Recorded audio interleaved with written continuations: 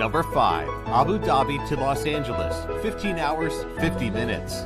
Etihad flight from Abu Dhabi, the capital of the United Arab Emirates, and Los Angeles, the capital of movie making, is 8,390 miles long. It's a good thing the airline offers great service and plenty of amenities to make your flight more pleasant. Etihad uses a 777-200LR for the flight, but this is the airline that sets up apartments on its planes. So every passenger has access to power ports, and coach customers are offered more than 650 hours of on-demand content on 10.4-inch screens. How's that for keeping busy? Also very cool, the pillows can convert into neck cushions for sleeping. The airline really goes all out to make sure you'll have the best flight possible. Number 4. Atlanta to Johannesburg, 16 hours.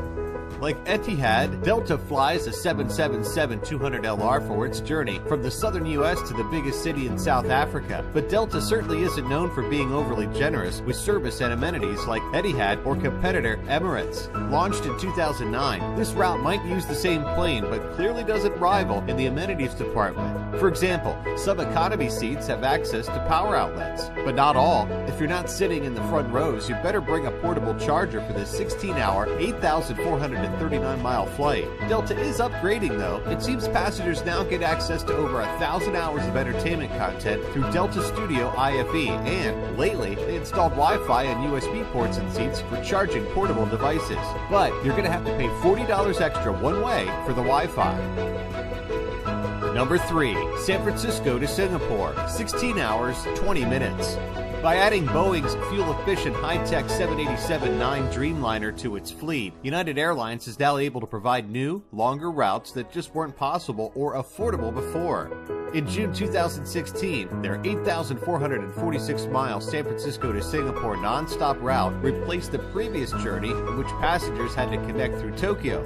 United doesn't deserve the same praise for its service as international operators do, but the 787 is a new plane that offers power outlets and USB ports in all seats, which allows passengers to use their own devices if they don't like the content offered through the in-seat service. United is now getting competition for the San Francisco to Singapore flight since Singapore Airlines has launched the same route with an Airbus A350-900. So now they share the number 3 spot. However, Singapore offers better service, including an in-flight entertainment system that passengers can tailor to their taste even before they board through an iOS or an Android app. Because of this new competition, United is revamping its first class and business service, which they're now calling Polaris. Real nice, except coach passengers won't be seeing that anytime soon. Number 2. Dallas to Sydney, 17 hours.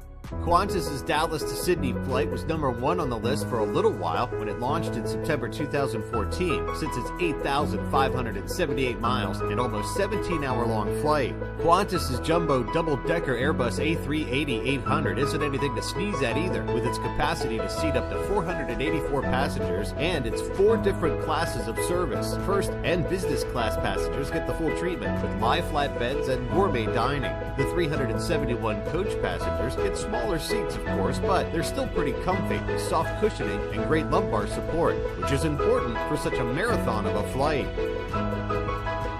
Number 1. Auckland to Dubai, 17 hours, 15 minutes. In March 2016, Emirates Airlines launched the world's longest flight, which covers 8,825 miles and lasts 17 hours and 15 minutes non-stop. This kind of flight is now possible thanks to Boeing's new, more fuel-efficient 777-200LR, which now boasts the longest range among all modern jets in operation today.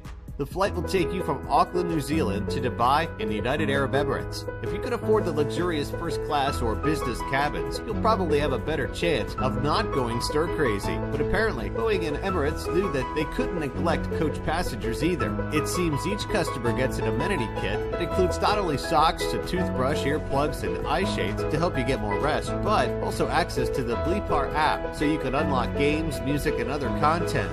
You'll also have in-seat power to recharge your phone, tablet, or laptop, plus an IFE system with 2,500 channels of content. And best of all, Emirates is one of the few airlines to offer free Wi-Fi. Of course, if you're going to fly over 17 hours in coach, you're going to want a few meals. Well, Emirates will give you plenty and guarantees excellent service. That being said, it seems they won't hold the record for the longest flight for long, as rival Qatar Airways is launching a Doha-Auckland flight in 2017, so that'll be about 200 miles longer. Then, in 2018, Singapore Airlines wants to relaunch a Singapore to New York route, but a non-stop one this time. A 19-hour flight covering 10,315 miles.